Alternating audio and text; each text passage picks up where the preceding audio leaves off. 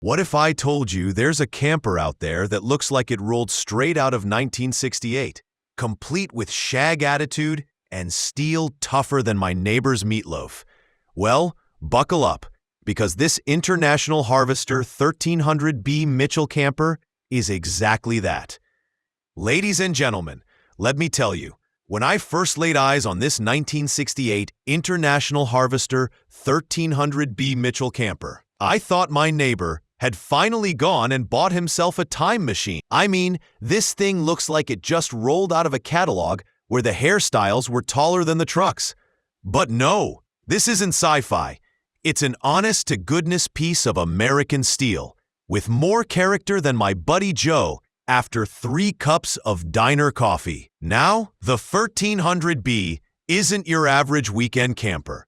Under the hood is a 345 cubic inch V8, that's 5.7 liters for my metric friends, paired with a 4-speed manual transmission and a dually rear axle. In other words, this beast wasn't built for speed. It was built to drag your whole house up a mountain road without breaking a sweat.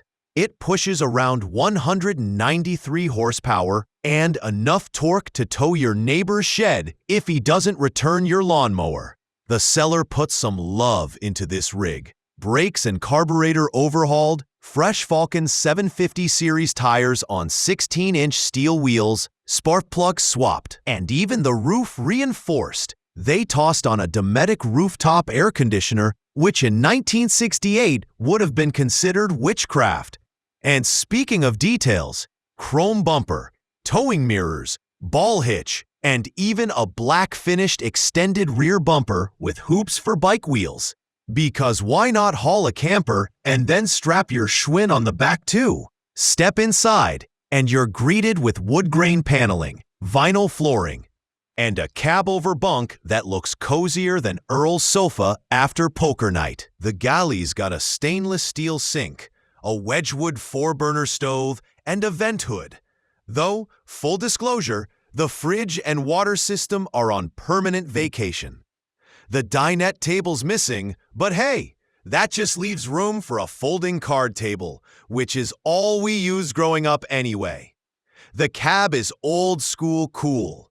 Tan vinyl seats, vent windows, push-button AM radio, sorry, no Bluetooth, and a Stewart Warner tachometer hanging off the column. It even has a jump seat, so your friend can complain about your driving while you grind gears through the Rockies.